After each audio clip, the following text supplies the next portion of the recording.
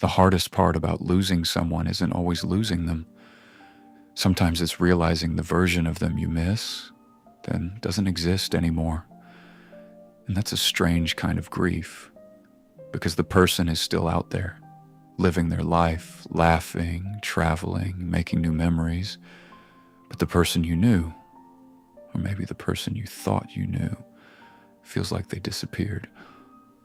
I think that's one of the most confusing parts after a breakup. Your mind keeps going back to a certain version of them, the one who smiled when they saw you, the one who held your hand, the one who shared stories with you, the one who looked at you in a way that made you believe this was going somewhere. You remember the conversations, the jokes, the little moments nobody else saw, the plans you quietly started creating in your head. And then you compare that person to the person who was able to walk away, the person who said the feelings weren't there anymore, the person who decided the story ended. And your brain struggles to connect those two people together because they look the same, they sound the same, they have the same memories, but emotionally, they feel like two completely different people. One made you feel safe, the other became the reason you needed to heal. And I think that's why letting go is so difficult.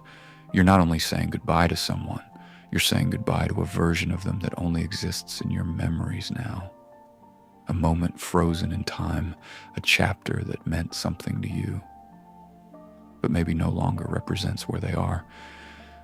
For a while, I kept searching for that version, trying to understand where she went, trying to understand how someone can feel so close one day and so far away the next. But maybe that's the painful truth. People change, feelings change, sometimes quietly, sometimes before we even notice. And the hardest part is accepting that the person you miss and the person standing in front of you might no longer be the same.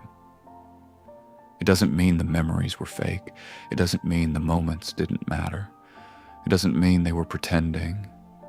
Maybe that version was real. It was just temporary. And maybe healing starts when you stop trying to bring back a version of someone that no longer exists. When you stop searching for who they were and accept who they are now. Because sometimes the person we miss the most is someone who only exists in yesterday.